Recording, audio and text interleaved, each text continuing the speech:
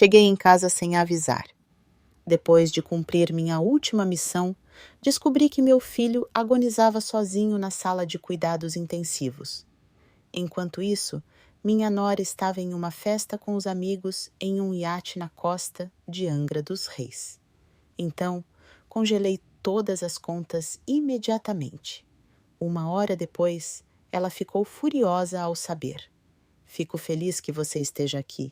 Fique até o final e me diga de qual cidade você assiste a minha história. Quero saber o quão longe ela chegou. Pisei no Aeroporto Internacional de Salvador, justamente quando o sol começava a surgir com uma luz dourada que atravessava as janelas do terminal.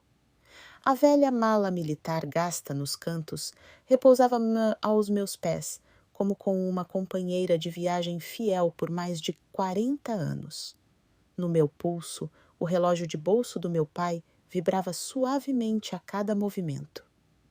Como se me lembrasse da promessa que fiz na minha juventude, sempre voltar para casa. Essa promessa pesava mais do que nunca agora, aos 61 anos, recém-aposentada após minha última missão, havia dedicado minha vida inteira aos fuzileiros navais do Brasil, desde operações de resgate de reféns no Rio de Janeiro até jornadas intermináveis evacuando pessoas durante aquele terremoto devastador. Mas hoje eu só queria ser mãe, ansiosa para abraçar Rafael, meu filho. Depois de tantos anos, arrastei a mala para fora da área de bagagem com a mesma rapidez e precisão de sempre. Lá fora, o sol da manhã já começava a arder. Levantei a mão para parar um táxi. Entrei e disse ao motorista: "Para a Rua das Palmeiras, número 420, por favor." Tentei manter a voz serena, mas por dentro a emoção me atingia como as ondas do mar próximo. Imaginava Rafael abrindo a porta com um sorriso radiante, sentando-nos à mesa e conversando sobre tudo o que eu havia perdido. Em apenas meia hora estaria com meu filho. O rádio tocava notícias da Marinha, reportagens que antes eu ouvia diariamente, mas que agora não significavam nada para mim. Ontem havia concluído minha última missão como assessora estratégica para a OTAN em uma operação antiterrorista na América do Sul. 40 anos de carreira, desde frear o contrabando de armas na fronteira até noites em claro na selva, ficavam para trás como lembranças distantes. Olhei em silêncio pela janela. O oceano azul se estendia infinito. As ondas brilhavam como se quisessem me arrastar de volta àqueles dias, mas minha mente estava apenas com Rafael e a pequena casa onde eu havia depositado tantas esperanças. O táxi pegou a conhecida estrada costeira, onde as palmeiras continuavam balançando igual ao dia em que parti. Mas ao parar em frente à casa de Rafael, senti um aperto no peito. A casa estava escura. As cortinas fechadas, nenhuma luz acesa. Levei a bagagem até a varanda. Uma inquietude pungente crescendo em mim. Toquei a campainha. O som ecoou no silêncio, sem resposta. Bati na porta mais forte e outra vez nada.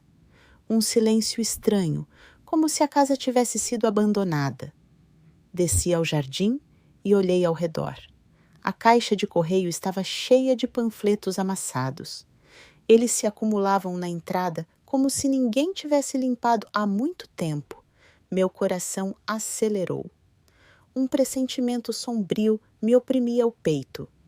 Eu havia enviado dinheiro pontualmente para Rafael Antunes e para Camila Vasconcelos, minha nora, para sustentar a família. Acreditava que tudo estava bem, que meu filho estava vivendo sem problemas, mas agora, em frente àquela casa fria, me perguntava o que estava acontecendo. Justo nesse momento, vi Dona Rosa Machado, a vizinha de Rafael, regando flores do outro lado da rua. Ela morava ali desde que eu era jovem, sempre amável e contando histórias sobre as crianças do bairro. Gritei: "Dona Rosa!" Ela levantou a cabeça com os olhos arregalados de surpresa. Helena, meu Deus, você voltou, mas você não soube de nada. Apressei-me a atravessar com as pernas, quase tremendo ao ouvir sua voz. Do quê? Onde está Rafael? Perguntei, tentando que a voz não me embargasse.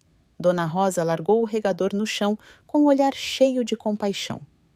Rafael está há 2 semanas no hospital Santa Clara. A ambulância veio à meia-noite. Vi claramente o logo no veículo. Ela parou e continuou em um tom mais baixo. E Camila, meu filho me disse que viu uma publicação dela nas redes sociais. Ela está em uma festa em um IAT em Angra dos Reis. Fiquei paralisada como se o mundo inteiro tivesse desmoronado sob meus pés. Rafael no hospital. 2 semanas e Camila, minha nora, a quem confiei o cuidado do meu filho em festa em um iate. Senti que o sangue parava de correr nas minhas veias, o coração batendo com pontadas dolorosas. Sabe onde fica o Hospital Santa Clara? Perguntei com voz rouca. Dona Rosa assentiu e me indicou o caminho. Sem pensar mais, saí para a rua e levantei a mão para parar outro táxi em direção ao Hospital Santa Clara. O mais rápido que puder, eu disse ao motorista quase em tom de ordem. Dezenas de perguntas se acumulavam na minha mente. O que havia acontecido com meu filho para que precisassem levá-lo de urgência? E minha nora? Como podia estar celebrando uma festa de luxo enquanto meu filho jazia doente em um hospital? Sentada no táxi, sentia o coração arder no peito. Apertei com força o relógio de bolso, tanto que os nós dos meus dedos ficaram brancos. Rafael, meu filho, o menino que corria atrás de mim na praia, que me abraçava cada vez que voltava das minhas longas viagens de trabalho. Agora estava em um hospital, e eu, a mãe que havia dedicado sua vida a proteger o país, nem sequer sabia que meu filho precisava de mim. Me culpava pelos meses e anos, enviando apenas dinheiro, acreditando que isso bastava para que ele tivesse uma boa vida. Mas agora só queria chegar perto de Rafael, vê-lo, saber que estava vivo, que estava bem. O táxi parou em frente à entrada do Hospital Santa Clara e o sol do meio-dia me ofuscou. Paguei o motorista, arrastei minha mala pela entrada e tentei controlar minha respiração para não ceder ao pânico que ameaçava transbordar. O vestíbulo estava lotado, com vozes, passos e o alto-falante chamando pacientes como uma música caótica. Fui direto ao balcão de recepção, onde uma jovem enfermeira revisava prontuários. Procuro o Rafael Antunes, eu disse com a voz seca, como se cada palavra me custasse um esforço enorme. A enfermeira levantou a vista, me olhou por um instante e folheou rapidamente alguns papéis. Está nos cuidados intensivos, 5º andar, quarto 512, respondeu com um tom mecânico, como se fosse mais um aviso da rotina. Não tive tempo de agradecer e corri em direção ao elevador. Por favor, segure a porta. Pedi ao ver que estava prestes a fechar. Um homem de meia idade estendeu a mão para detê-la e esperou que eu entrasse na cabina estreita. O cheiro penetrante de desinfetante me atingiu e tive que conter a vontade de vomitar. Quando as portas se abriram no 5º andar, o corredor da UTI se estendia frio e silencioso, apenas quebrado pelo bip constante dos equipamentos médicos. Caminhei rápido, minhas velhas botas militares ressoando com um bater seco no chão de azulejos. A porta do quarto 512 estava entreaberta e uma luz branca filtrava-se de dentro, fazendo-me hesitar por um segundo. Empurrei-a devagar, como se temesse quebrar algo frágil. Rafael estava ali na cama branca, cercado de tubos e máquinas, seus olhos fechados, o rosto pálido, tão magro que quase não o reconheci, o respirador ajustado à boca, cada respiração tão fraca que eu prendia a minha para ouvi-la. Senti o coração oprimido. Esse não era o meu Rafael, não era o menino que corria atrás de mim na praia, nem o homem que me abraçava forte cada vez que voltava de uma viagem de trabalho. Era apenas uma sombra, uma versão destroçada do meu filho. Um médico estava no canto do quarto com uma placa que dizia Ricardo. Ele revisava os indicadores na tela com o olhar concentrado, mais frio. Ele se virou para mim e perguntou: "A senhora é da família do paciente?" Assenti com a voz embargada. "Sou a mãe, Helena Guimarães." Ele assentiu levemente, apontando para Rafael. "Ele tem câncer de estômago em fase terminal. A situação é muito grave. Se tivesse sido tratado antes, talvez tivesse sido diferente." Sua voz era plana, como se falasse de um caso qualquer. Mas cada palavra era uma faca em meu peito. "Câncer, fase terminal", repeti com a voz tremendo, sem acreditar no que ouvia. 1 hora antes, eu havia imaginado abraçá-lo. Ouvi-lo contar como tinham sido seus dias sem mim.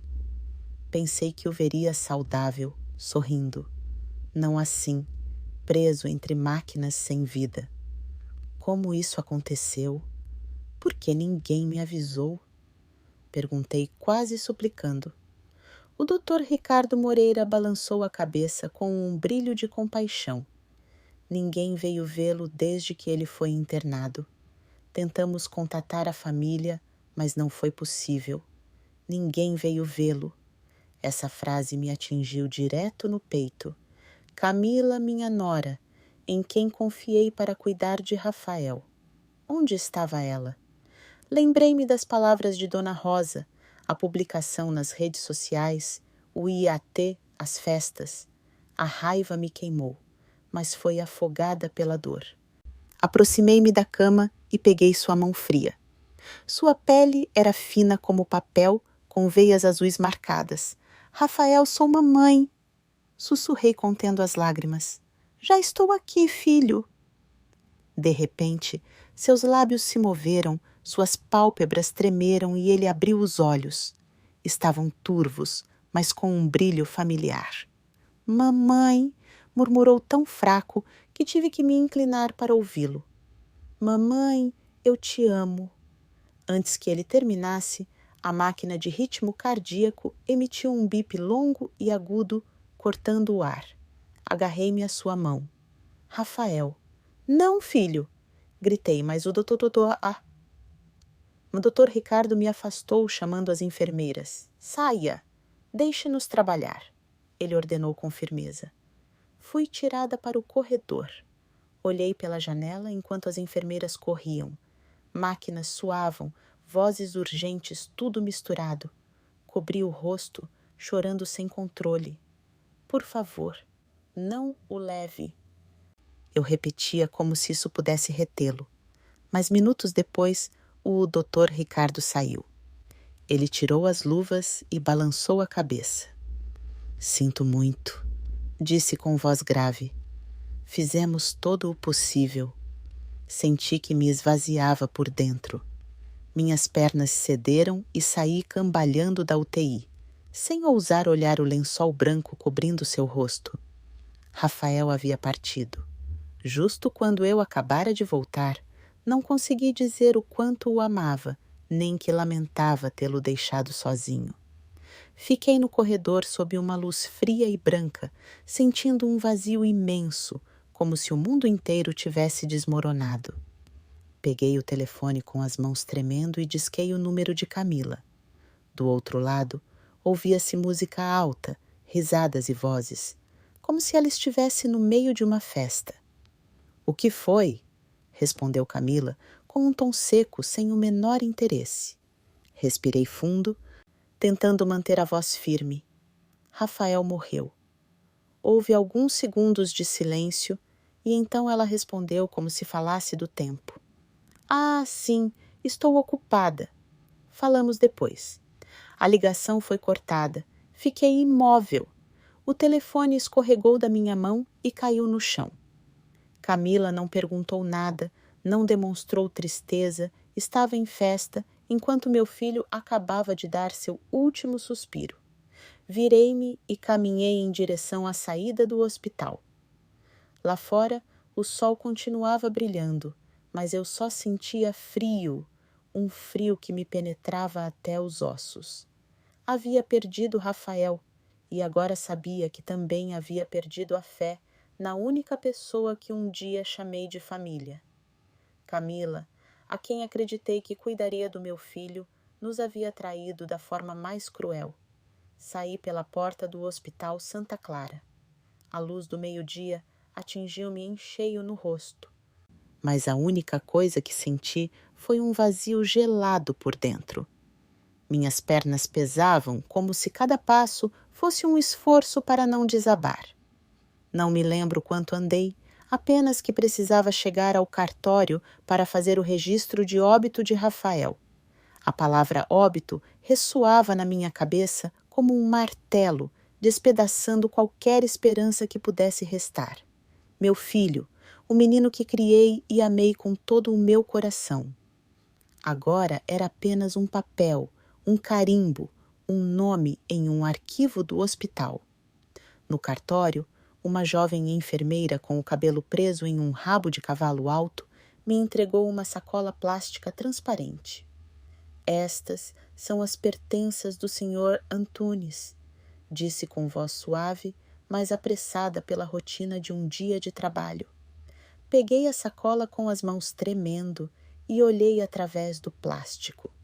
Dentro estava o relógio de Rafael, a carteira de couro gasta, que lhe dei de presente no seu aniversário de 20 anos, e seu telefone com a tela arranhada.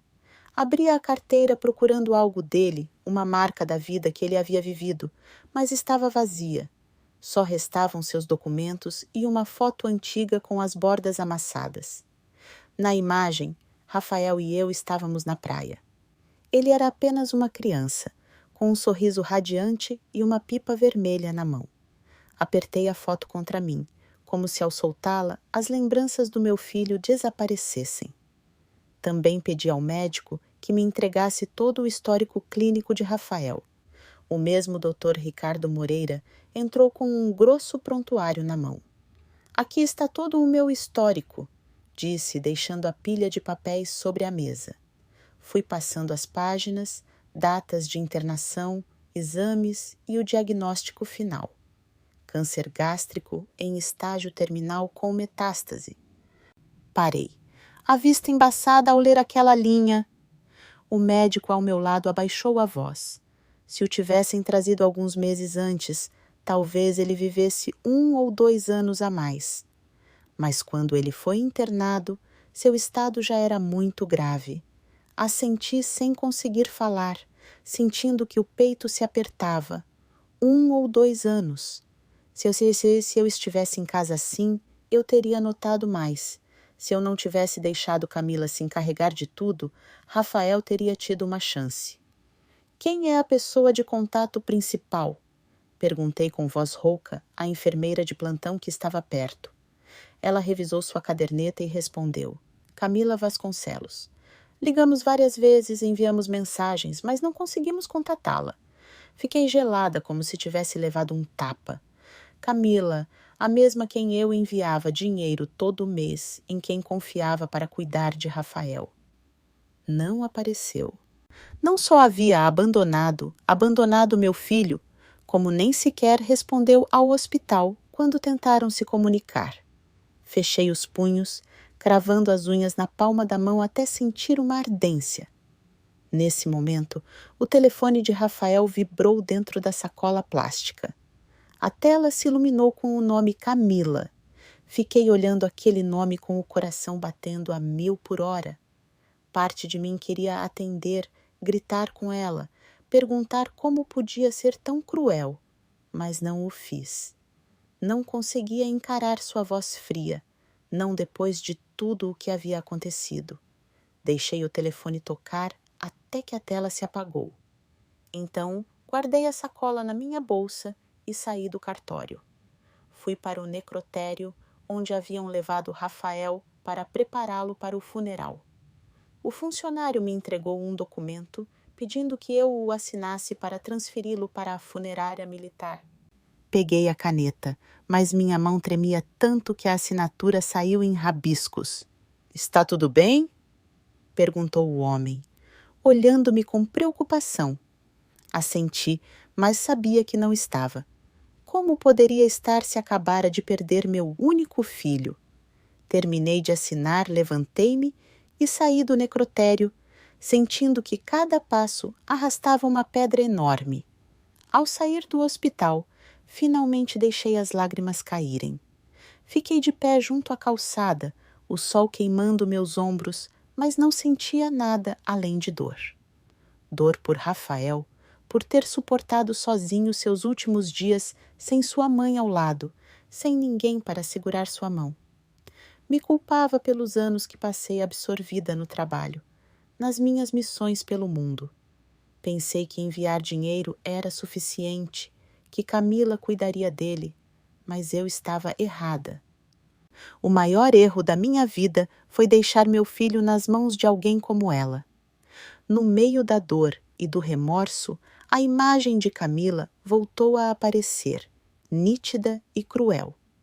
Lembrei-me de sua voz cortante ao telefone, a música em alto volume, as risadas em um iate. Ela gastou meu dinheiro, o que eu enviava para cuidar de Rafael, para se dar luxos enquanto meu filho lutava contra a morte. Não só o abandonou, como foi indiferente ao saber que ele havia morrido. Essa crueldade era como uma faca afiada, cortando-me por dentro, enchendo-me de dor e raiva.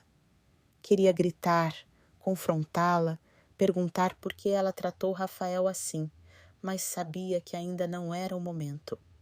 Tinha que manter a calma e fazer o melhor para meu filho, mesmo que ele não estivesse mais aqui. Peguei o telefone e disquei o número do tenente-coronel Eduardo Azevedo, um velho amigo do Exército que agora trabalhava na diretoria de abastecimento da Marinha. Eduardo, preciso te ver hoje mesmo, eu disse com firmeza, embora as lágrimas continuassem escorrendo pelo meu rosto. Helena, o que está acontecendo? Você está bem? Perguntou ele com preocupação. Vou te contar quando nos encontrarmos. Por favor, consiga-me uma consulta urgente. Eduardo aceitou imediatamente e me pediu para ir ao escritório dele no final da tarde. Desliguei, sentindo que acabara de encontrar um pequeno ponto de apoio no meio da tempestade que me envolvia. Peguei um táxi e voltei para a casa de Rafael, na Rua das Palmeiras, número 420. Sentada no banco, apertei com força o relógio de bolso do meu pai, o mesmo que carreguei comigo por 40 anos. Era o símbolo da promessa de voltar para casa, mas agora sabia que havia voltado tarde demais. Em frente à porta de Rafael, senti como o molho de chave estilentava suavemente na minha mão enquanto eu procurava a correta. Meus dedos tocaram uma pequena chave gelada, a que eu havia guardado todos esses anos como um fio que me mantinha unida ao meu filho. Abri a porta e um cheiro de umidade e mofo me atingiu de frente, como se a casa tivesse sido esquecida por muito tempo. Acendi o interruptor e a luz amarelada iluminou uma sala desordenada. Taças de vinho com restos secos estavam jogadas sobre a mesa. Poeira cobria a madeira e caixas vazias de fast food se acumulavam no chão. Fiquei imóvel, olhando ao redor. Este havia sido o lar de Rafael, o lugar onde eu acreditava que meu filho vivia feliz com Camila, mas agora não era mais que um caos, assim como meu coração naquele momento. Arrastei a mala, deixei-a ao lado do velho sofá e caminhei em direção à escrivaninha de Rafael, no canto. Um envelope pardo estava jogado entre os papéis. Abri-o e senti o coração bater forte ao revisar, uma por uma, as contas que ele continha. Uma dizia claramente: aluguel de IAT Angra dos Reis, 150 160. R, pago com um cartão de crédito de Rafael Antunes. A data era da semana passada, justo quando Rafael estava na UTI. Passei para a seguinte e o sangue me ferveu. Joalheria Cartier, 195, Nenás. Data de 3 dias atrás. Apertei o papel com tanta força que as unhas cravam na palma da minha mão. Camila havia usado o dinheiro do meu filho. O dinheiro que eu enviei para cuidá-lo, para alugar um iate e comprar joias enquanto Rafael lutava pela vida. Peguei o telefone, fotografei cada conta, cada cifra, cada data e as guardei cuidadosamente em uma pasta separada. Cada clique era como uma punhalada no peito, mas não podia parar. Precisava de provas, precisava da verdade para confrontar Camila. Abri o aplicativo de videochamadas e disquei o número dela. A tela se iluminou e apareceu Camila, de pé no convés de um iate com o mar azul intenso ao fundo e seus amigos rindo a gargalhadas. Ela usava um vestido de seda com um enorme logo da Chanel no peito, óculos de sol caros e um coquetel na mão. Essa imagem foi como um tapa na minha cara. — O que foi? Perguntou Camila com um tom distraído, como se eu a estivesse incomodando. Respirei fundo e mantive a voz o mais calma possível, embora por dentro eu estivesse ardendo. Você sabe que Rafael morreu e continua tão tranquila. O rosto de Camila congelou por alguns segundos. Seus lábios se apertaram e então ela deu de ombros. Eu sei, mas ele estava doente há muito tempo. Não havia nada que pudesse ser feito. Morrer era só questão de tempo.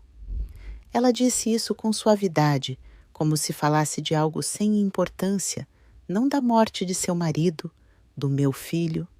Senti o sangue ferver nas minhas veias, como se todo o meu corpo queimasse. Você acha que eu não sei em que foi gasto o dinheiro que enviei para cuidar de Rafael? Ietes, joias, festas. Eu vi tudo nos extratos, Camila. Ela arqueou uma sobrancelha e esboçou um sorriso zombeteiro. Esse dinheiro também é meu. Somos família ou não? Essa frase foi com uma estocada final. Família. Ela se atrevia a chamar isso de família depois de deixar Rafael morrer sozinho em um hospital. Olhei-a fixamente na tela e disse com voz de aço: Esta é a última festa que você paga com o meu dinheiro. Desliguei o telefone sem dar a Camila a chance de dizer mais nada. Minhas mãos tremiam, mas não era de medo, e sim pela raiva que me queimava por dentro. Não podia deixá-la continuar. Não podia permitir que sua crueldade passasse como se nada. Disquei o número do tenente-coronel Eduardo Azevedo, um velho amigo do Exército que agora trabalhava na diretoria de abastecimento da Marinha. Eduardo, preciso da sua ajuda, eu disse assim que ele atendeu. Helena, você está bem? O que está acontecendo? Sua voz soava preocupada, mas eu não tinha tempo para explicar tudo. Vou ao seu escritório agora mesmo. Por favor, tenha os documentos prontos. 1 hora depois, já estava sentada no escritório de Eduardo. Um quarto pequeno com cheiro de madeira velha e café. Coloquei sobre a mesa um maço de contas junto com a procuração financeira que Rafael havia me assinado antes da minha última missão. Camila gastou o dinheiro de Rafael, o dinheiro que enviei para cuidar do meu filho nessas coisas. Eu disse, empurrando os documentos para Eduardo. Ele os revisou folha por folha, franzindo a testa. O que você quer que eu faça? Perguntou. Congele a conta de Rafael agora mesmo. Cancele todos os cartões de crédito vinculados e transfira o saldo restante para a minha conta. Eduardo assentiu sem fazer mais perguntas. Ele me conhecia, sabia como eu agia quando as coisas iam longe demais. Em apenas 20 minutos, ele terminou todos os trâmites. Pronto, ele disse, entregando-me um comprovante. A conta bloqueada, os cartões de crédito cancelados e o saldo transferido para o seu nome. Assenti, sentindo que um peso saía de cima de mim, embora a dor continuasse ali afiada e constante. Ao sair do escritório, o telefone começou a vibrar sem parar. Camila ligava uma e outra vez. Não atendi, mas as mensagens de texto e de voz começaram a chegar. Primeiro, sua voz cheia de raiva. Que diabos você fez com a conta? Você acha que tem o direito de arruinar minha vida? Depois seu tom baixou, suando suplicante. Helena, podemos conversar? Eu não queria fazer mal. Só precisava do dinheiro para seguir em frente. Por favor, reabra a conta. Reabra. Sinto muito. Ouvi cada mensagem, cada palavra, mas não senti nenhuma pitada de compaixão. Camila não pediu perdão por ter abandonado Rafael, nem mencionou meu filho. Só pensava em si mesma. Apertei na minha mão o relógio de bolso do meu pai. O metal gelado me lembrava que eu deveria me manter firme. Saí para a rua. O sol de Salvador continuava igualmente brilhante, mas dentro de mim havia uma tempestade. Voltei para a casa de Rafael, decidida a encontrar mais provas, qualquer coisa que pudesse desmascarar Camila. Na minha mente, eu continuava vendo Rafael na cama do hospital, sua mão fria e ouvindo sua voz fraca. Mamãe, eu te amo. Não podia permitir que ele se fosse em vão. Camila teria que pagar não só pelo dinheiro, mas pela crueldade que roubou de meu filho seus últimos dias. Ele poderia ter vivido um pouco mais. Eu poderia tê-lo abraçado novamente, ouvi-lo falar como uma voz mais forte, não ter que receber seu corpo no mesmo dia em que saí do serviço, quando ainda tinha o coração cheio de esperança. Empurrei a porta e entrei na casa de Rafael, que agora era apenas uma casca fria do que um dia foi. Coloquei a sacola plástica com as pertenças de meu filho sobre a mesa da sala de jantar. A luz, tênue, iluminava seu relógio de pulso e sua velha carteira de couro, lembrando-me da cruel realidade. Rafael não estava mais ali. Movi uma cadeira, sentei e abri o velho laptop militar que eu havia levado comigo durante todos aqueles anos de serviço. A tela acendeu, projetando uma luz azul e fria sobre meu rosto. Respirei fundo, tentando que minha mente não afundasse na dor que me gritava por dentro. Não era hora de desabar. Precisava agir, precisava proteger o que restava de meu filho. Acessei a conta bancária militar usando autorização financeira de emergência que Rafael me assinou antes de eu partir para minha última missão. Na tela apareceu a confirmação da ordem de congelamento da conta enviada por Eduardo Azevedo. Revisei cada detalhe, assegurando-me de que não houvesse nenhuma brecha por onde Camila pudesse tocar o dinheiro de Rafael. Ativei também os alertas. Qualquer tentativa de saque seria notificada imediatamente em meu telefone. Ao terminar, senti um pequeno alívio, como se acabasse de levantar um muro de aço entre Camila e o que pertencia a meu filho. Em seguida, acessei os extratos bancários dos últimos 3 meses. Os números apareciam frios e claros, como uma acusação sem palavras. Uma série de gastos luxuosos, 80 tais, 1.000 reais ali, 80 tais, 1.000 reais por uma festa em um IAT em Angra dos Reis, 45 is, 1.000 tais, lá 45, e por um jantar em um restaurante de luxo em Búzios, tem 20. E 120 milhões de uma loja de moda em Salvador. Fui passando cada transação e cada cifra. Era como uma punhalada no coração. Aquele dinheiro era o meu suor e as minhas lágrimas.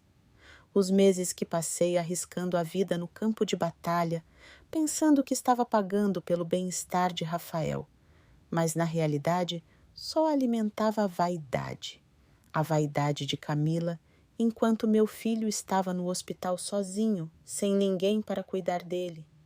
Tirei capturas de tela de cada transação, guardei-as com cuidado em um disco rígido externo e em um pequeno pendrive que sempre carregou comigo. Cada clique era uma afirmação. Não vou deixar Camila se safar. Farei com que pague por cada real gasto, por cada dia que deixou Rafael sozinho. Mas justo quando eu estava salvando de último arquivo, o telefone vibrou. Na tela apareceu o número de um banco comercial. Uma voz feminina educada disse: Senhora Helena, recebemos uma solicitação para sacar dinheiro de um empréstimo em nome conjunto da senhora Camila Vasconcelos e do senhor Rafael Antunes. A senhora autoriza? Agarrei o telefone e respondi com voz firme: Não, não autorizo. Por favor, bloqueiem o processo de crédito imediatamente. A funcionária hesitou um momento e então confirmou. De acordo, faremos isso imediatamente. Deseja deixar alguma instrução adicional? Não precisa, respondi e desliguei. Fiquei sentada na sala em silêncio, ouvindo apenas o rangido do ventilador de teto. Liguei para Luiz Costa, um velho amigo do setor de telecomunicações que antes me ajudara a localizar dispositivos em missões secretas. Luiz, preciso que você verifique o número de telefone, eu disse com voz tranquila, mas carregada de urgência. É de Camila Vasconcelos.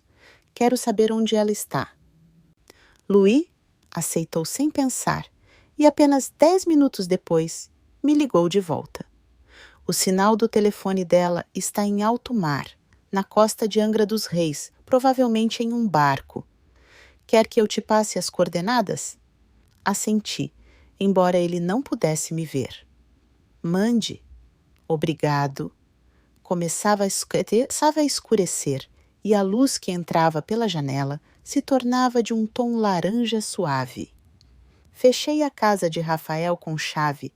Peguei as chaves de sua velha caminhonete, aquela sobre a qual eu costumava brincar que era muito velha para um jovem.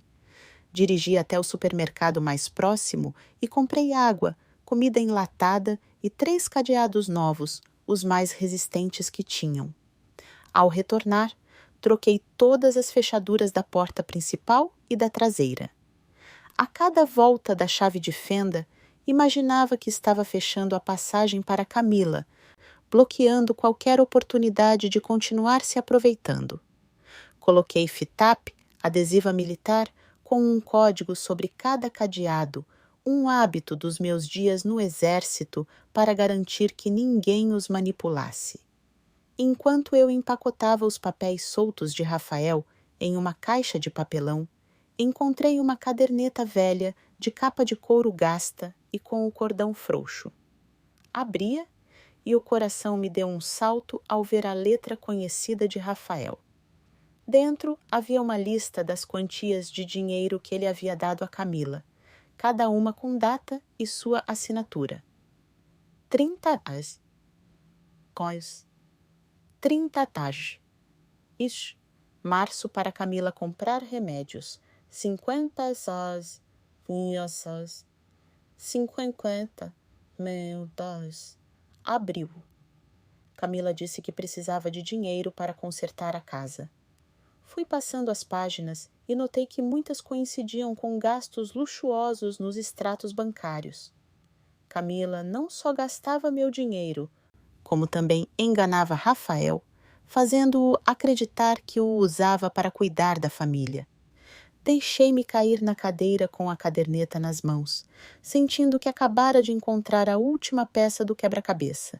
Não era apenas uma prova, era o relato do meu próprio filho, uma história de traição que ele nunca conseguiu contar. Passei a mão pela folha e as lágrimas rolaram pelo meu rosto. Rafael, sussurrei, sinto muito, eu não sabia o que você tinha que suportar. Mas no meio daquela dor, senti uma nova determinação. Aquela caderneta era um elo-chave, algo que obrigaria a Camila a enfrentar sua culpa. Levantei-me, guardei a caderneta na caixa junto com os demais papéis e olhei ao redor da casa. Tudo ainda tinha a marca de Rafael, a poltrona onde ele gostava de ler, a pequena foto dos dois sobre a prateleira e o cheiro de madeira velha do chão que ele limpava todo o fim de semana. Não podia permitir que Camila entrasse ali, que tocasse o que pertencia ao meu filho. Nunca mais. Apertei o relógio de bolso do meu pai, que me acompanhara por tantos anos, e disse a mim mesma: isso não acabou, Rafael. Vou te proteger, mesmo que você não esteja mais aqui. Na manhã seguinte, levei a caixa com todos os papéis para a antiga base naval, onde ainda me permitiam usar um pequeno escritório depois de me aposentar. O quarto era simples, com uma escrivaninha de madeira velha, algumas cadeiras metálicas e o cheiro do mar entrando pela janela. Deixei a caixa no chão, abri-a e comecei a colocar cada documento sobre a mesa. Contas, extratos bancários, a caderneta de Rafael. Cada papel era uma peça da verdade, e eu sabia que tinha que organizá-los com cuidado para desmascarar Camila. Sentei, respirei fundo e contive a dor que subia pelo meu peito. Hoje não era dia para chorar. Hoje eu precisava da precisão de uma tenente-coronel dos fuzileiros navais, não o coração partido de uma mãe. Comecei a comparar cada gasto, cada linha da caderneta de Rafael com os movimentos nos extratos bancários. Pouco a pouco, um padrão claro e cruel apareceu como uma sentença. Havia quantias que Rafael havia dado em dinheiro para Camila, do dinheiro que eu enviava para remédios ou para arrumar a casa. Mas, ao mesmo tempo, Camila retirava quantias semelhantes da conta de meu filho. Uma vez, Rafael escreveu: Sintética, 1.300 FR, 50.000 maio para Camila pagar despesas de hospital, mas o extrato da conta mostrava que nesse mesmo dia foram retirados 50 dólares. Bom, 50 dólares, 1.000 do paz para pagar um spa de luxo em Búzios. Apertei a caneta na mão, com as unhas cravadas na palma, até sentir a ardência. Camila não só pegou meu dinheiro, como também enganou o Rafael, fazendo-o acreditar que cuidava da família enquanto só alimentava sua vida de luxos. Em especial, encontrei uma série de grandes transações feitas base logo depois que Rafael foi hospitalizado. Uma conta chamou minha atenção. 100 por 100 reais. Duas para organizar a festa de aniversário de uma amiga de Camila com a nota: festa inclui DJ e open bar. A data coincidia com o dia em que Rafael foi internado nos cuidados intensivos. Fiquei olhando aquele número, sentindo o sangue ferver enquanto meu filho estava ali fraco, lutando por cada respiração. Camila estava em festa, rindo e gastando como se nada acontecesse. A dor e a raiva se misturavam, me dando vontade de gritar, mas me contive. Precisava de provas. Precisava que tudo fosse perfeito para que ela não pudesse negar. Peguei o scanner militar do canto da sala e passei cada folha, contas, extratos bancários e até as anotações escritas à mão de Rafael em seu caderno. Salvei 3 cópias, uma no disco interno da base, outra em um disco externo e outra em um serviço de armazenamento em nuvem criptografado que eu costumava usar para documentos confidenciais. Cada vez que eu apertava o botão de salvar, sentia que colocava outro tijolo no muro da justiça para Rafael. Quando terminei, virei-me para o telefone do meu filho, que ainda estava na sacola plástica do hospital. A pasta de mensagens estava apagada, mas não desisti. Abri outros aplicativos de mensagens e, por sorte, consegui recuperar algumas conversas em um grupo de chat. Camila mandou a foto de uma bolsa Louis Vuitton junto com a mensagem: acabei de comprar esta com dinheiro do Rafael. Esse tipo não vai viver muito mais. Que se dane! Eu li uma e outra vez e cada palavra era como uma faca no coração. Camila não só estava se aproveitando, como via a morte do meu filho como uma oportunidade. Continuei revisando o e-mail de Rafael, usando a senha que ele usava em nossas contas compartilhadas. Por sorte, consegui entrar na pasta de enviados. Encontrei um e-mail de reserva para um cruzeiro enviado da conta de Rafael para uma empresa de eventos. A nota me deixou gelada. Use o cartão da Helena. Ela não vai sair da base por muito tempo e, se voltar, terá que avisar. Deixei-me cair na cadeira com a cabeça entre as mãos. Camila não só tirava dinheiro dele, como também planejava tudo, sabendo que eu estava longe e não podia supervisionar nada. Ela havia aproveitado minha ausência e a confiança de Rafael para montar uma vida de luxo sobre a dor de meu filho. Naquele meio-dia, levei toda a informação para o escritório de Eduardo Azevedo.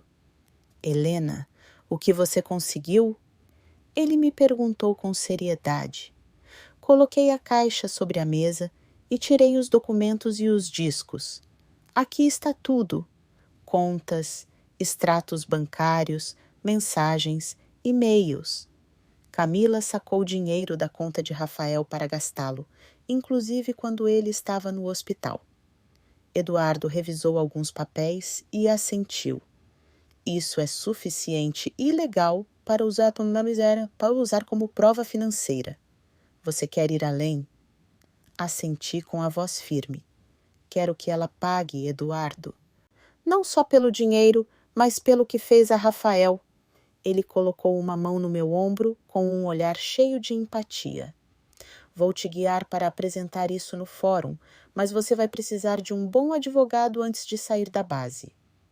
Liguei para Armando Castro, um advogado que Eduardo me recomendou, especialista em casos de abuso financeiro familiar. Senhora Helena, posso vê-la amanhã de manhã? Disse Armando pelo telefone com uma voz grave e segura. Traga todas as provas, as revisaremos com cuidado. Aceitei, sentindo que finalmente encontrava um aliado nesta luta. Obrigada, respondi e desliguei. Me sentia um pouco mais leve, embora a dor continuasse ali cravada. Naquela noite, voltei para a casa de Rafael. Fechei com chave. O vento do mar batia forte na janela, trazendo o som das ondas, mas dentro de mim havia um silêncio afiado. Sentei na sala. Coloquei todos os documentos selados sobre a mesa. Ao lado estava o relógio de bolso do meu pai, com a luz da lâmpada refletindo em seu vidro desgastado. Acariciei-o suavemente e sussurrei. Rafael, mamãe não vai deixar que você se vá em vão. Na minha mente, cada passo seguinte estava claro. Camila se enganou ao pensar que eu a deixaria tranquila. Eu estava pronta, não só por justiça, mas pelo amor ao meu filho, algo que ninguém, nem mesmo ela, podia tirar de mim. Cedo pela manhã, caminhei em direção ao centro de Salvador, onde o escritório de Armando Castro ficava discreto entre edifícios baixos. O ar fresco da manhã contrastava com o peso no meu peito, que carregava tanto a perda de Rafael quanto a raiva em relação a Camila. Com a caixa de prontuários bem segura debaixo do braço, empurrei a porta. O escritório era pequeno e organizado, com cheiro de papel velho e tinta. Sobre uma escrivaninha de madeira havia uma pilha de prontuários bem alinhados, um lápis vermelho e uma xícara de café fumegante. Armando, um homem de uns 40 anos, levantou-se para me receber.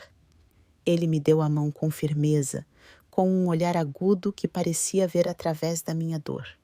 Senhora Helena, sente-se, disse com voz grave, mas cálida, apontando a cadeira em frente à sua escrivaninha. Coloquei a caixa de papelão sobre a mesa e tirei 3 pastas organizadas com cuidado, extratos bancários, contas, comprovantes e dados do telefone e e-mail de Rafael. Isso é tudo o que tenho, eu disse com voz seca, tentando manter a calma, embora o coração me doesse cada vez que eu pensava no meu filho. Armando sentiu, abriu a primeira pasta e folheou rapidamente cada página. Seus olhos percorriam os números, as contas e as mensagens cruéis de Camila. De vez em quando ele parava, anotava com um lápis vermelho e murmurava: transação ilegal, evidência clara de abandono. Fiquei ali observando-o trabalhar, sentindo que estava colocando uma parte da minha alma nas mãos de um estranho, com a esperança de que ele me ajudasse a conseguir justiça para Rafael. Ele levantou a vista e empurrou os óculos. Tem a procuração financeira. Trouxe-a, assenti e tirei da minha bolsa o original com a assinatura de Rafael, autenticada no Departamento Jurídico Militar antes de eu partir para a minha última missão. Armando a examinou com cuidado e assentiu com satisfação. Bem, esta é a chave para que possamos controlar os bens. Dele continuou revisando o prontuário. Ele parou na conta de aluguel do IAT e nas mensagens de Camila sobre a bolsa Louis Vuitton. Senhora Helena, eu vi muitos casos de abuso financeiro, mas este... Ele balançou a cabeça com um brilho de indignação no olhar. Ela não só gasta dinheiro, como também se aproveita intencionalmente da condição de seu filho. Isso é um ato deliberado. Depois de quase 1 hora revisando, Armando fechou os prontuários e me olhou direto nos olhos. Este caso tem peso suficiente para ser levado a julgamento. Vamos solicitar uma ordem de congelamento de bens de urgência e a administração da herança de Rafael. Com o que a senhora me deu, acredito que o juiz estará do nosso lado. Assenti, sentindo que encontrava um raio de luz no meio da escuridão. Ela está em um iate em Angra dos Reis. Adicionei em voz baixa, mas firme. Tenho a localização graças a um amigo. Armando sorriu friamente. Seu olhar era afiado. Ela não imagina a rapidez com que vamos agir. Camila acredita que pode se esconder no mar para sempre, mas a lei não espera. Ao sair do escritório, senti um pequeno alívio, mas a dor continuava agarrada. Passei pelo fórum, onde o ar estava carregado com cheiro de papel e o ruído das impressoras. Apresentei a solicitação para que o tribunal emitisse a ordem de congelamento de bens e entreguei o conjunto de cópias que Armando havia revisado. Uma funcionária judicial, uma mulher de não e de meia com o olhar cansado, recebeu os documentos e confirmou a audiência. Será nas próximas 72 horas. Avisaremos a senhora. Assenti. Agradeci e saí. O sol de Salvador batia forte, mas eu só sentia frio. Tudo o que eu fazia era por Rafael, mas cada passo me lembrava que ele não estava mais ali. À tarde, fui à funerária militar para completar os trâmites do sepultamento de Rafael. O uniforme que mandei fazer para ele já estava pronto. Um uniforme militar azul escuro, igual ao que eu usava quando era jovem. O encarregado da funerária, um velho veterano, pôs a mão no meu ombro. Será enterrado com todas as honras, Tenente-Coronel Helena Guimarães. Disse com voz grave e triste. Assenti sem conseguir falar, olhando o uniforme dobrado sobre a mesa, com a pequena medalha brilhando sob a luz. Imaginei Rafael com aquela roupa, mas a imagem só fez o coração doer ainda mais. Meu filho deveria estar vivo, sorrindo ao meu lado. Quando voltei para a casa de Rafael, já estava anoitecendo. Abri a porta, entrei e vi um envelope branco que havia passado por debaixo da porta, jogado sozinho no chão. Peguei-o, abri-o e encontrei um papel escrito à mão com a letra de Camila. Helena, Podemos resolver isso entre nós. Preciso de dinheiro para pagar dívidas. Por favor, não leve as coisas tão longe. Eu li de novo. Cada palavra era como um tapa na cara. Não pedia perdão. Não mencionava Rafael, nem uma única palavra de dor. Tudo era sobre dinheiro, como se a morte do meu filho fosse apenas um pequeno obstáculo na vida de luxos dela. Dobrei a carta, coloquei-a no prontuário de provas e não respondi. Camila não merecia nenhuma palavra minha. Na manhã do julgamento, parei em frente ao espelho na casa de Rafael, vestindo o uniforme de gala azul marinho que não tocava há anos. As medalhas em meu peito brilhavam sob a luz, cada uma com uma história dos meus dias, servindo ao país. Mas hoje não o usava para receber glória. Eu o usava para enfrentar Camila. Para reivindicar justiça para meu filho. Ajeitei o cabelo, apertei na minha mão o relógio de bolso do meu pai e saí.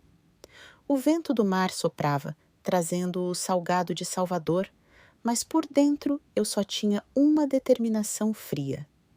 A sala do tribunal era ampla. A luz branca dos focos de neon caía sobre tudo, tornando nítido e frio. O cheiro de madeira velha e úmida dos bancos enchia o lugar como se o tempo tivesse parado ali. Entrei com o prontuário apertado contra o peito, Armando Castro ao meu lado, com um olhar agudo, mais sereno. Do outro lado, Camila já estava sentada com um vestido GTI justo, o cabelo encaracolado com esmero e o iPhone mais novo na mão. Usava maquiagem pesada, delineado, afiado, mas eu podia ver a falsidade na forma como ela abaixava a cabeça, tentando aparentar cansaço. Todos na sala sabiam que ela estava atuando. Mas ela insistia em se fazer de vítima. O juiz, um homem de meia idade, com rosto sério, sentado no alto, pediu a ambas as partes que expusessem. Armando se levantou, colocou o grosso prontuário sobre a mesa, cada sessão organizada como uma acusação perfeita. Vossa Excelência, temos provas claras do abuso financeiro e do abandono das responsabilidades familiares por parte da senhora Camila Vasconcelos em relação ao seu marido, o senrê Rafael Antunes. Começou com voz firme. Ele começou a mostrar na tela grandes tratos bancários com gastos de luxo, iates, restaurantes exclusivos, joias caras. Depois, notas duplicadas que provavam que Camila retirava dinheiro da conta de Rafael, mesmo quando ele já havia lhe dado dinheiro em espécie. Finalmente projetou fotos de redes sociais. Camila sorrindo em um miate, levantando uma taça de coquetel, enquanto Rafael estava na UTI, a apenas algumas milhas de distância. Fiquei sentada vendo cada imagem, cada uma como uma faca no coração. Lembrei-me da voz fraca de Rafael. Mamãe, eu te amo.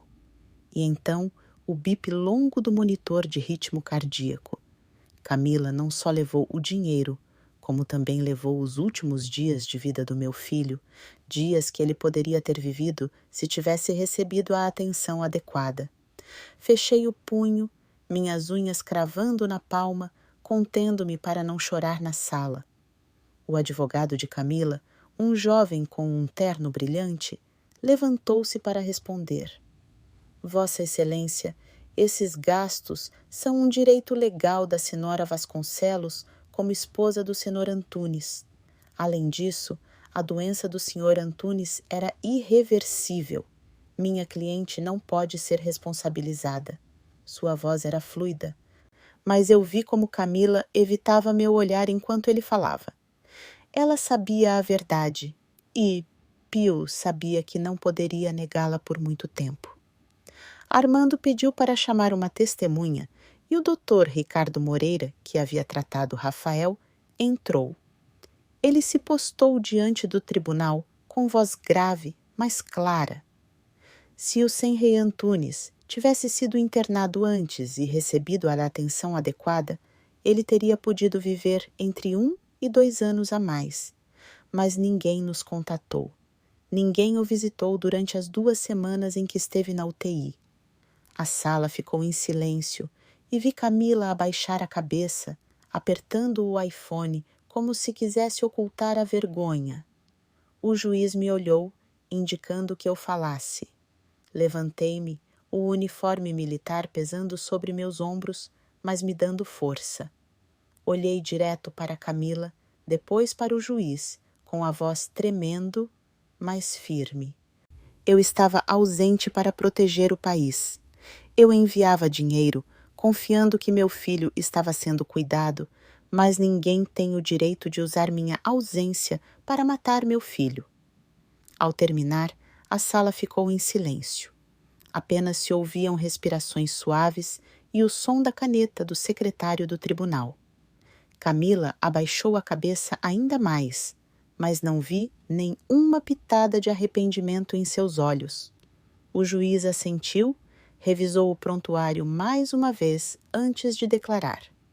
O tribunal ordena o congelamento de todos os bens do senhor Rafael Antunes. A administração provisória da herança fica a cargo da senhora Helena Guimarães. A senhora Camila Vasconcelos está proibida de acessar os bens e a residência do Senré. Antunes até nova ordem. O golpe do martelo ressoou seco e firme, como um ponto final ao inferno que Camila havia causado. Camila levantou-se de repente, o rosto enrubescido, gritando: "Você vai se arrepender, Helena. Você não pode fazer isso comigo." Sua voz esganiçada ecoou nas paredes, mas os oficiais de justiça se aproximaram rapidamente, pedindo que ela saísse da sala.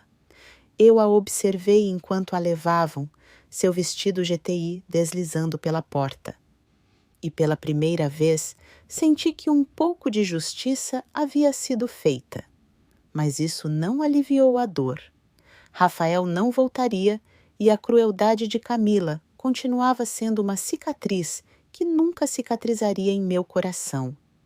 Peguei os documentos, guardei-os com cuidado na pasta e saí da sala. O sol do meio-dia em Salvador brilhava forte, refletindo em meu uniforme e fazendo as medalhas cintilarem. Mas não sentia orgulho nem triunfo. Só sentia um alívio silencioso, como se tudo que o que eu havia feito tivesse me permitido cumprir a promessa que fiz a Rafael, embora ele não estivesse mais ali para ver. Quando o julgamento terminou, eu sabia que não tinha tempo para descansar, nem deixar que a dor me afundasse. Rafael havia partido, mas eu devia fazer algo para que seu legado continuasse vivo, para que o que ele sofreu não fosse em vão. Dirigi direto para o banco, levando a resolução judicial ao caixa. Terminei os trâmites para obter o controle total dos bens de Rafael. A funcionária do banco, uma mulher de meia-idade com um olhar amável, revisou os documentos e me disse: "Senhora Helena, tudo foi transferido para o seu nome. Como a senhora quer gerenciar esse dinheiro?" Respirei fundo, com voz firme. "Quero dividi-lo em 2 partes. Uma parte para minha, com a minha conta pessoal. A outra para criar um fundo.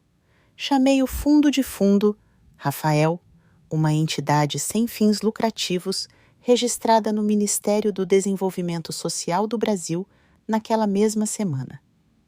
A ideia me veio quando eu estava no necrotério, olhando o terno de Rafael pronto para o funeral. Eu queria que o nome do meu filho se tornasse um símbolo de esperança, de vida para quem luta contra a doença que Rafael não conseguiu superar. Entrei em contato com o Hospital Santa Clara e outros centros médicos, pedindo-lhes uma lista de pacientes com câncer que haviam sido abandonados ou que não podiam pagar as despesas médicas. Um médico do Santa Clara, que havia cuidado de Rafael, pegou minha mão e disse: "A senhora está fazendo algo muito valioso, senhora Helena. Eu vou ajudar em tudo o que puder. Apenas na primeira semana, o Fundo Rafael cobriu o custo de medicamentos para 12 pacientes. Também assinei um contrato de longo prazo com uma clínica móvel para levar serviços médicos a áreas afastadas do Brasil, onde pessoas como Rafael haviam sido esquecidas, como o sertão do Ceará e os vales de Minas Gerais. Uma manhã, dirigi até o Hospital Estadual do Ceará a algumas horas de Salvador, para revisar a lista de pacientes que o fundo estava apoiando. O ar no hospital era sufocante, o cheiro de desinfetante e o som familiar das máquinas apertaram meu coração, lembrando-me dos últimos dias de Rafael. Ao entrar na área de oncologia, vi um menino sentado encolhido na cama, abraçando forte um ursinho de pelúcia gasto, com seus grandes olhos, olhando pela janela. Parecia ter uns 8 anos, magro, com a pele pálida pela quimioterapia. O médico me apresentou. Este é Diego Guimarães. Perdeu os pais em um acidente de trânsito, tem leucemia e vive sozinho neste quarto. Aproximei-me, sentei junto à cama e sorri suavemente. Olá, Diego. Sou Helena. O que você está fazendo? O menino levantou o olhar e, com voz baixinha, disse: Não quero morrer, só quero ter uma família. As palavras de Diego foram como uma faca direto no coração. Seus olhos claros, mas cheios de tristeza, eram iguais aos de Rafael quando era pequeno, quando me abraçava e perguntava quando eu voltaria para casa. Peguei sua mão, tão pequena e fria, e disse: Você não está sozinho, eu estou aqui. O médico comentou que Diego tinha chances de se recuperar se recebesse tratamento contínuo e cuidados adequados. Sem hesitar, decidi usar o Fundo Rafael para cobrir todas as suas despesas médicas e contratar uma enfermeira particular que o cuidasse bem. Algumas semanas depois, voltei ao Hospital do Ceará, levando uma sacola de laranjas frescas e um livro infantil que pensei que ele gostaria. Diego estava melhor, embora tivesse perdido quase todo o cabelo devido à quimioterapia. Seus olhos brilhavam e pela primeira vez o vi sorrir. Um sorriso inocente que me aqueceu a alma. Sentei-me ao lado dele e contei sobre os dias em que remava pela costa de Angra dos Reis, sobre as ondas grandes e os pores do sol avermelhados. Diego escutava atento, acariciando seu ursinho de pelúcia. Senhora Helena, a senhora alguma vez teve medo no mar? Perguntou com curiosidade. Sorri e acariciei sua cabeça. Claro que sim, mas aprendi que por maiores que sejam as ondas, se você segurar firme o remo, sempre chegará ao outro lado. Cada vez que o visitava, levava sua comida favorita, pudim caseiro, suco de manga ou biscoitos com chocolate. Sentava-me ao lado dele. Ajudava-o a comer colherada por colherada, limpando sua boca quando se sujava. Esses momentos me faziam sentir como se estivesse cuidando de Rafael novamente, como se me devolvessem o que não pude lhe dar antes. Diego começou a se abrir mais, contando-me seu sonho de ser astronauta e viajar para Marte. Quero ver o mundo todo de cima, ele dizia com os olhos acesos.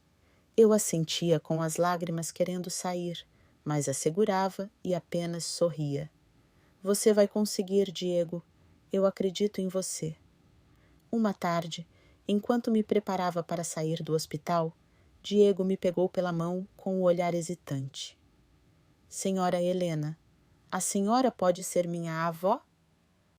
A pergunta do menino me deixou paralisada, como se o mundo inteiro parasse naquele instante.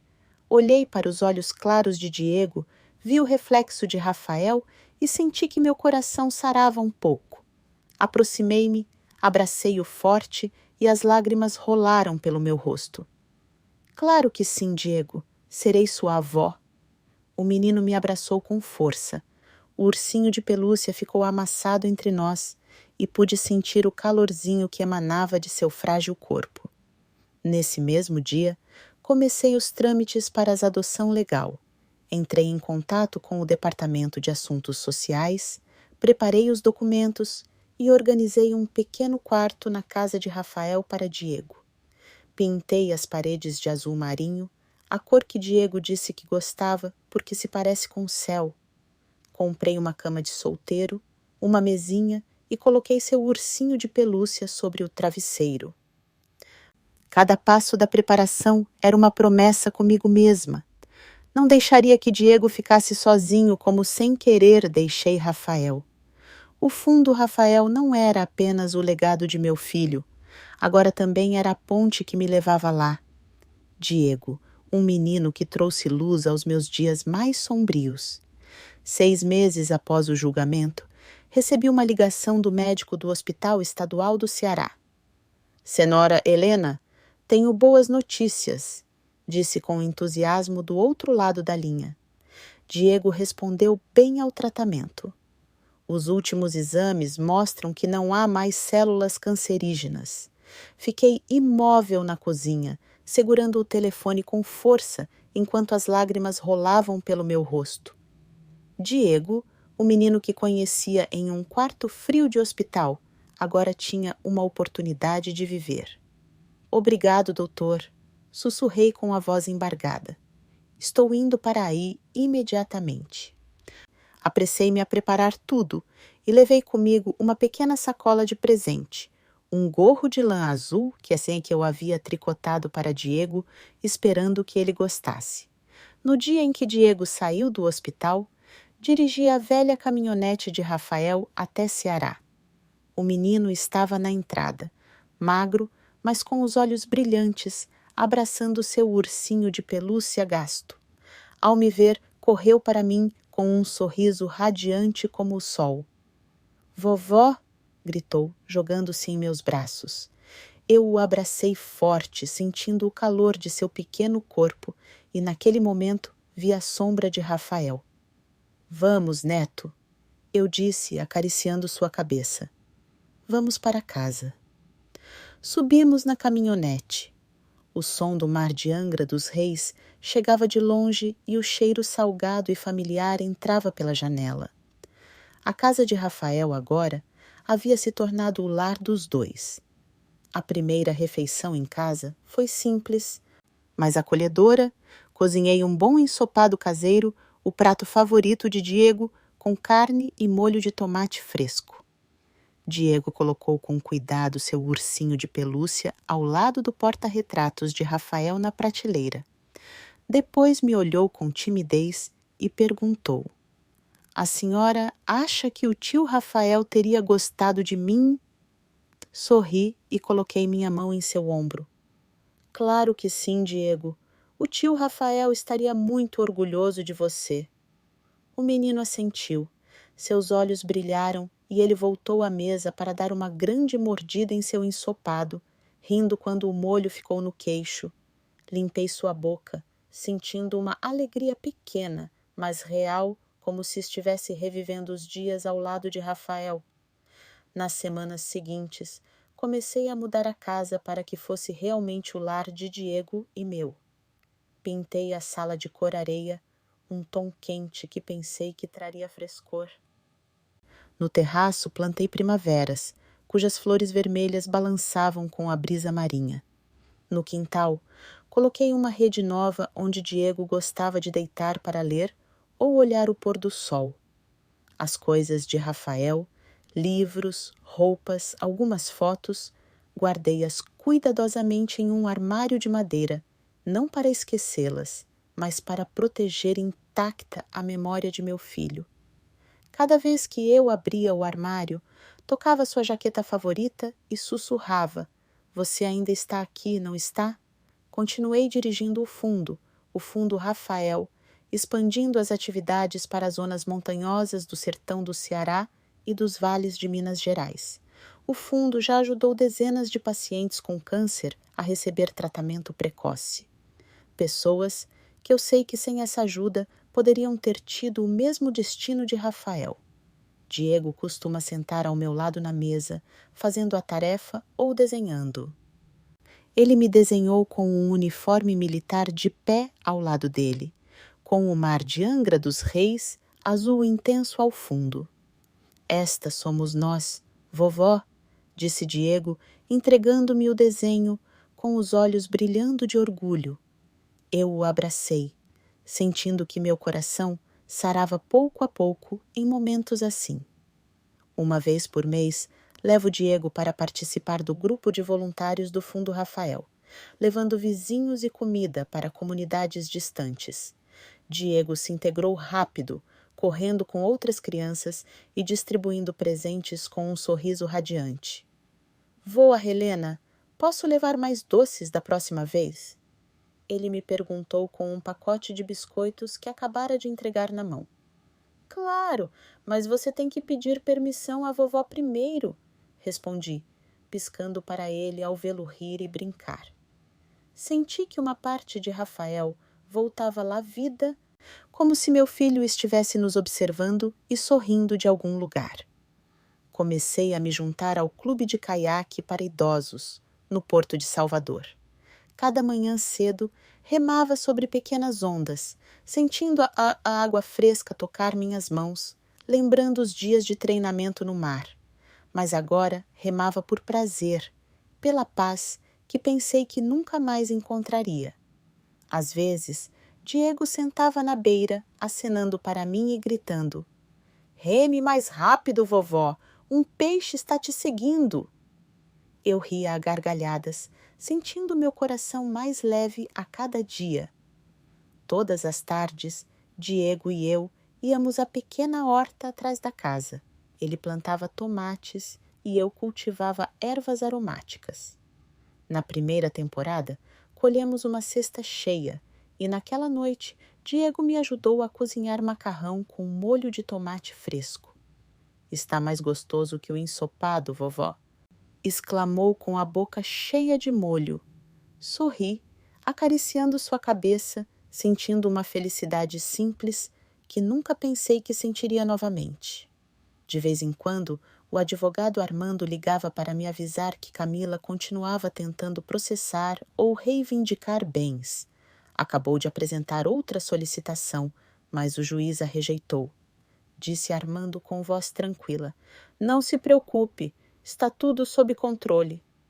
Assenti ao telefone sem responder a nenhuma das mensagens de Camila. Ela não era mais parte da minha vida e eu não queria gastar nenhum segundo pensando nela. Uma manhã, Diego chegou correndo da escola com um diploma de melhor aluno na mão e um sorriso radiante com o sol. Vovó Helena, tirei a nota mais alta da turma. Ele me disse, pulando pelo jardim. Eu estava sentada na minha cadeira de madeira de sempre, segurando o relógio de bolso do meu pai, com a luz refletindo no vidro de agasto. Muito bem, Diego, eu disse, abraçando ao vê-lo correr e rir com sua risada inocente, misturando-se com o som das ondas. Soube que Rafael ainda estava aqui em cada batida desta nova vida que estou protegendo. Naquele mesmo dia, pendurei uma foto nova na parede, bem ao lado da que tenho com Rafael. Diego e eu, na beira do mar de Angra dos Reis, no mesmo lugar onde Rafael brincava quando criança. Colei uma nota ao lado que dizia: Rafael sempre está conosco. Dei um passo para trás, olhei as duas fotos e, pela primeira vez em muitos anos, senti que realmente havia voltado para casa. Não para uma casa feita apenas de tijolo e madeira, mas para um lar de amor, de esperança. O que Diego e eu estamos construindo juntos e onde Rafael viverá para sempre em nossos corações. Se você gostou da minha história, pode me apoiar fazendo uma doação. Assim eu consigo escrever muitas outras histórias como essa. Muito obrigado desde já. E você? O que faria no lugar dessa pessoa? Quero muito saber a sua opinião. Então, escreve aqui nos comentários. Fico sempre curioso para saber o que vocês acham. Ah, e me conta também onde você ouviu essa história. Se quiser ouvir mais histórias de vida como essa, curte o vídeo e se inscreve no canal. Tem muitas outras esperando por você. Um grande abraço e até a próxima.